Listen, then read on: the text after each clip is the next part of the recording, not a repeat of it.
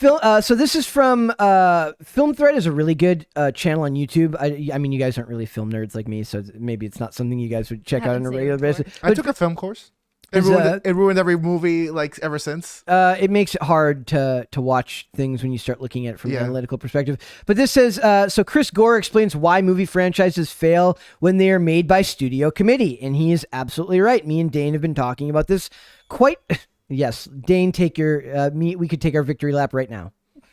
He just gets up and runs through. Says, film critic and pundit Chris Gore has made his point about what is wrong with Hollywood and cinema a few times already, but he has more left to say. Speaking once again with YouTube's Film Courage, Gore returned to the hot seat to explain why... did I say Film Threat earlier? So he founded Film Threat, but he did this interview on Film Courage, which are both good channels. So it says, speaking once again with YouTube's Film Courage, Gore returned to the hot seat to explain why the franchises fail nowadays, and the answer isn't all that surprising. He says, the big studios can't make good films or franchises under the current factory filmmaking conditions that stifle individual creative visions. Do you think that this is accurate about the individualized aspect of it? Yeah. What part about it do you think that gets lost the most in translation? Wow, that's actually a great question. The soul. Yeah, the general, like, this is the feeling. I really don't know how to explain it. So like in video games, when it's typically from video games to movies, what gets lost a lot is camaraderie. Yeah, like synergy amongst voice actors, amongst characters, and how game elements add to the characterization of the character in the movie. Because in video games, you play the character and you're like, oh, he's kind of like this because I'm using it and moving him, and I know how he is because I am him. And you probably develop a closer relationship with the character that way, right? Right, and absolutely, and you have your favorites because this is my go-to guy, right, or gal.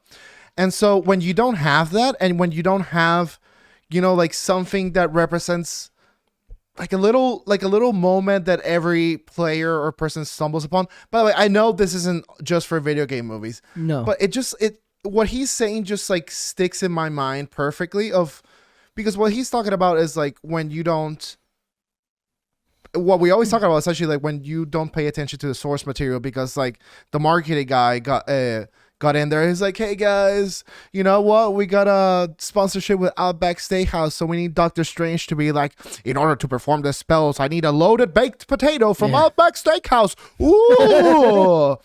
And it's like, what? And you get out of the scene. One of the most interesting parts about it is I think the individualized aspect of it has more to do with the fact that when you're an individual creating something, you're limitless in your beliefs, whereas when you're a studio and a committee designing something, you're all about the requirements and the things that's in the setbacks, right? And there's a line in the article that's really good. It's about like, so usually like these moments of magic comes from like one person has a vision. Yeah. And then he shares it. And the vision is so good that the other people are like, oh, what if this happens? Yeah, that makes sense. What if this guy then does this? See, like the one vision, it came from a person, and then you realize it's good because it's vibing with everyone else. And that's what movies by committees doesn't have. It's just like everyone's little take. It's How like, large are these committees of people who are screenwriting? Like I asked earlier of you guys, like, how many people do you think should be involved in writing a film? TV shows have a whole writer's room work on stuff, but with movies, between script writer, doctor, and then you get rewrites, and then you have people who, like, there's literally people who are paid to touch up scripts.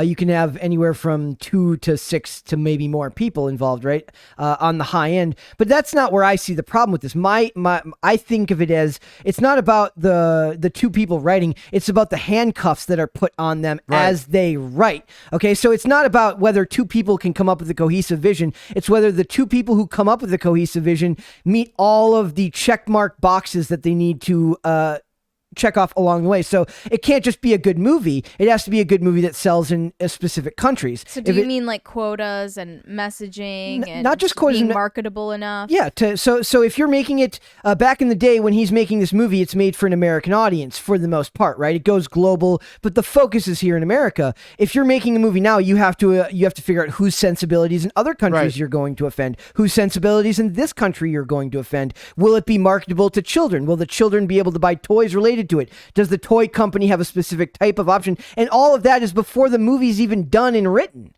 And it's crazy because like, so villains are supposed to be bad. Am I right? Yes. Yeah. Okay. So imagine in your movie, there's like a moment where it would make sense for the villain to strike like an elderly man. Yeah. That's like super looked down upon in every culture. But let's say like some cultures look down upon that even more. And it's like, well, we're not going to target that. We're not going to do that because like we don't want to offend people over here. Yeah. Don't you get that what you're actually doing is like by adding that scene that you would otherwise take, you're characterizing the person and making him even more impactful in a culture where that is impactful. Like you're strongly characterizing like the evil in us is, even if we don't want to look at it, it's still within us.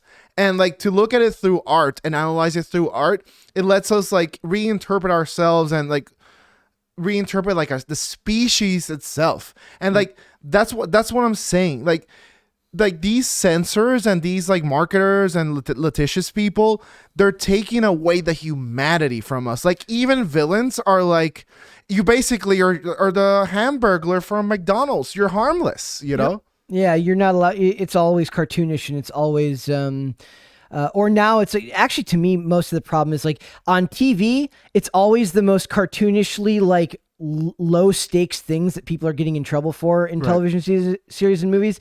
And in these ones, it's always cartoonish and over the top, but it's supposed to be for the most part. But my problem here is more with, it says, they talk about the commercialization of these properties, Tim Burton getting in trouble because of the of Batman Returns. It says, whether what? Why? Okay, so it says the conditions for which content is made at those corporations are not conducive to a singular creative voice. It's art by committee, which means it loses its soul instantly. This phenomenon is played out routinely over the years and sometimes drags corporations outside of the film industry into the process, mostly when they partner in promotion. How many times have you seen like a new movie coming out? Or a good example would be Halo being put on Mountain Dew cans. Remember, like they have like their game fuel, stuff like that. So it says McDonald's, for instance, bolstered Batman Returns with an ad campaign in tie-in products, Happy Meal toys, collector cups, the usual, until they found out how dark the film was. Tim Burton got famously in trouble with the sequel to his 1989 film because the original one was more kid-friendly. The second one was far less kid-friendly, but they made toys for it, which meant that it was at odds with its marketing campaign. And I still have some. I think I still probably have some of those McDonald's toys with from Batman Returns. But think about people are expecting. I read articles. We're reading articles all day long. They're like, this is the darkest MCU thing yet. And I'm like, yeah, but I'm still going to go to Target later, and there's still going to be a toy section full of Marvel characters. So I know that it's not that dark. I mean, I think that the root of the problem here is actually just that people are easy to please now, and they go to a movie to sit in a dark room and not think, not to actually pay attention to what's in front of them and appreciate a piece of art. They're coming to mindlessly consume. But I want escapist entertainment to be done, but it has to be done well. I mean, that still qualifies as entertainment, not just I'm going to sit in a comfy chair in a dark room and not think. Take whatever Marvel shoves them down my face. Yeah. A good example of it working well is John Wick coming out in 2014, well into a period where large budget movies were starting to be made by committee already, but it was the brainchild of Chad Stahelski, I forget the other guy's name, who was they were like stunt coordinators before they became directors. So it's this guy's vision of what a great action movie will look like because his background is in doing and directing action scenes. So the movie is violent, over the top, but the story is really simple because he's not like necessarily the biggest writer, it wasn't necessarily the craziest writer director combo, that you're looking for highbrow entertainment. You're looking for a movie where Keanu Reeves goes around and makes headshots from impossible distances. The last time I mentioned this, and he goes, he could actually make all those headshots. I'm like, some of those distances were pretty far, dude. So that's a much smaller creative team that created something that's been very impactful in the movie industry in the last 10 years. Here's what I think would be a good compromise. So let's say you get like 6 to 8 writers. Mm-hmm. There's like the director, the main writer, and like 4 other complementary writers, let's say. As well, I think you should add a lawyer that is not a freaking square, and a marketing person, perhaps too, that are not freaking squares.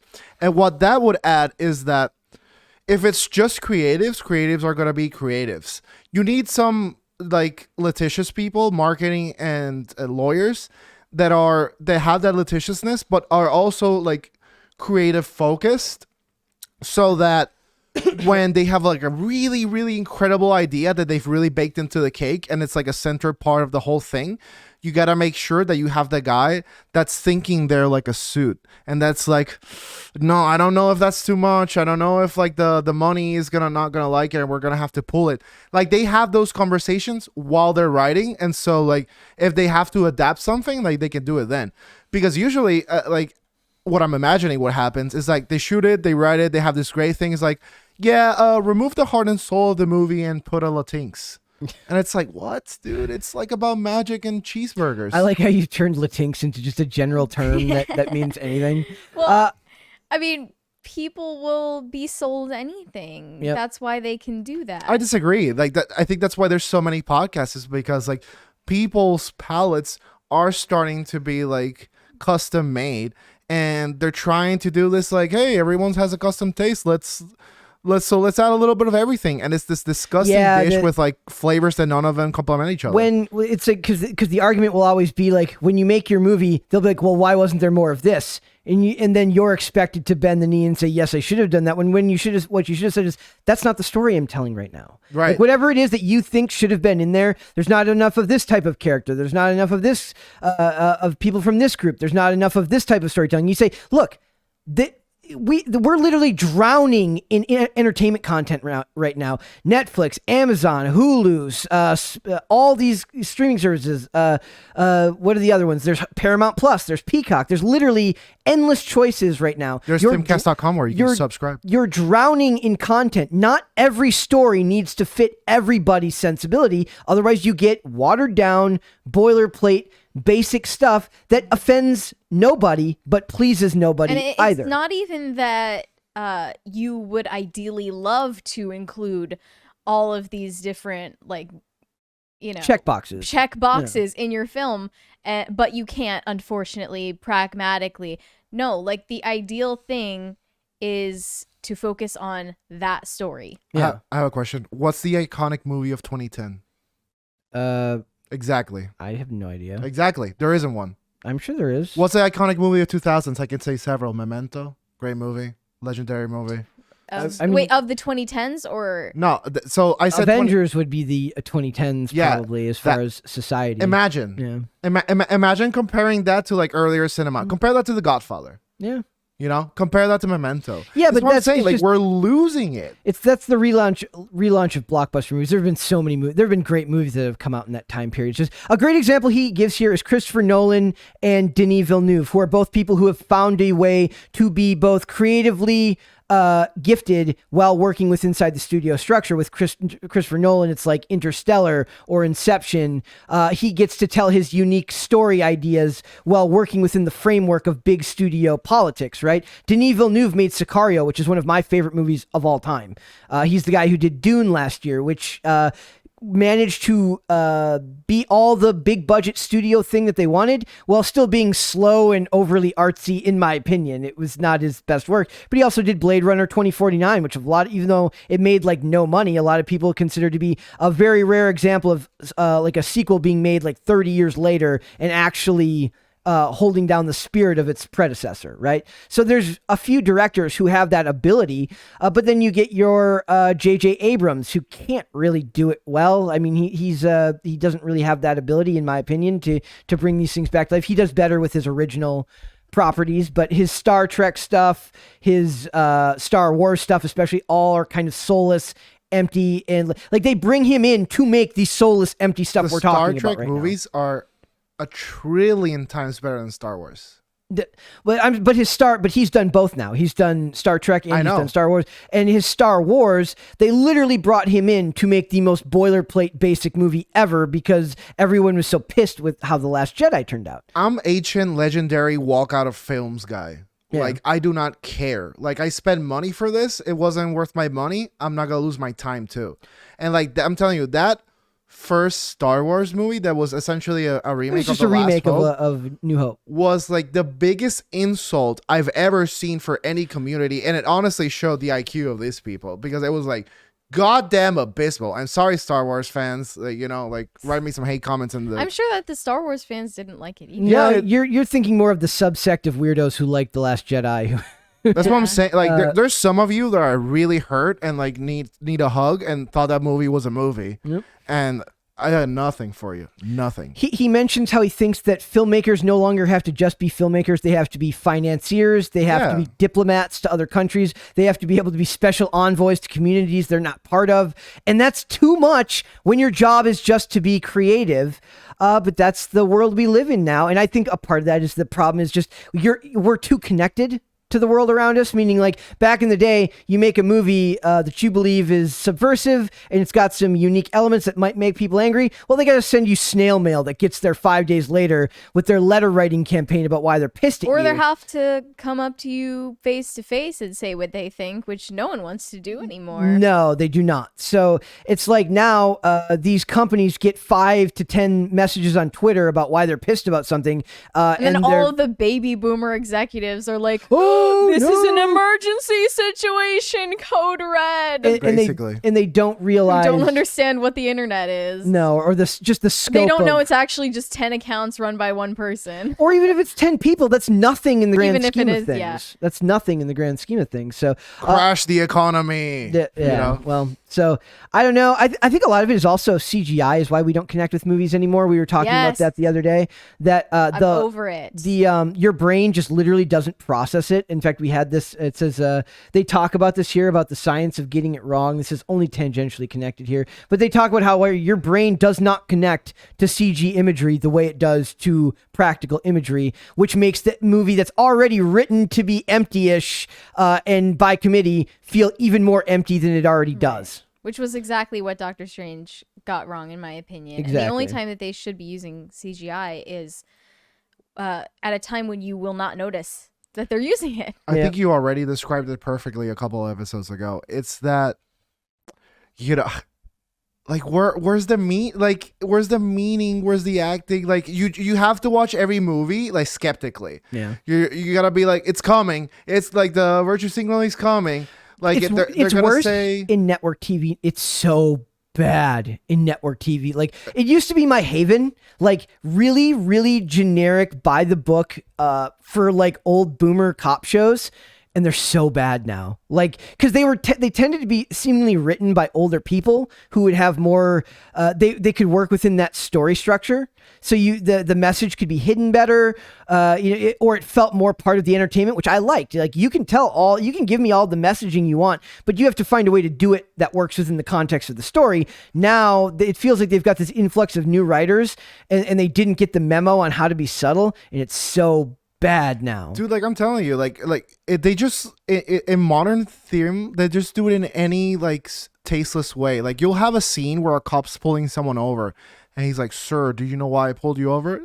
Those are not my pronouns." And like that'll be the scene. Like they sneak it up when you don't think of it, and it's like, God, like now, really? And they think that you're just gonna overlook it. Yeah, like most people do. Why didn't you have the pronouns? So this is if we're talking about film by committee and film by corporation, it says Black Panther was released during Black History Month. Captain Marvel was released on International Women's Day. Multiverse of Madness was released Mother's Day weekend. It also is the acronym is MOM. Yes. Whoa. So if you want, like, I'm saying, but I'm saying, like, seriously, like, you have to think about this, like, Galaxy brained Marvel. They're in say they're writing Black Panther, right? And they've got this great idea. They want to get into production right away. And they're getting close to being done filming, right? And he's like, maybe we need like a month more to do these, to get a couple more shots of this. We need reshoots to really make this movie what Ryan Coogler wants this movie to be. And Marvel goes, sorry, we need it out in February, so you don't get those. That's exactly the problem here. That's literally the perfect. I mean, I don't know if that actually happened on the film, but I'm saying that's the type of thing that's only a corporation could do that, and he's got no way to go against them. With games, to be fair to them, it works. Like, people ate those movies. Maybe in movies, but at games, it's getting so bad where they're like, "Hey, we need a summer launch. I don't care if we just have a title screen with no game. Yeah, make them pay $60, and the game is coming in DLC, and they can pay $15 for that." Like like Street Fighter V, the worst game in human history, was exactly that. It was a game that literally it made so many promises of what it was. I know Dane like redirected the conversation about how much he hates Street Fighter V again. You know I hate Meryl Streep too. Okay, so there's a classic. But like they just keep, like, media companies keep doing this where they send the unfinished product and it's like, well, why aren't you grateful enough? Because you didn't give me what I paid for. Yes, they're also very offended when you don't just take whatever they're selling you and gobble it up without complaint. Yeah, it's an empty box. What of it? Yep. Like, what do you mean, what of it? So I don't know if there's a way to, like, I'd like to close this out with like is there a way to fix this? But I don't think with the way society is moving, I don't think there's a way you get away from this we're getting in that industry. Dumber and easier to please, and we're just expected to take our gruel. Only White Boy Summer can save us. Only Chet Hanks can save us. Make him the arbiter. Make him the film czar. Like, I want him running the industry. That's what I want. Let's at least try, guys. We can do this. All right. Let's make a change.org petition. Because you know it works every single time? Not that. Not that. Thanks for watching this clip, guys. If you want to see full episodes or follow us on social media, links are in the description below. Bye. Bye.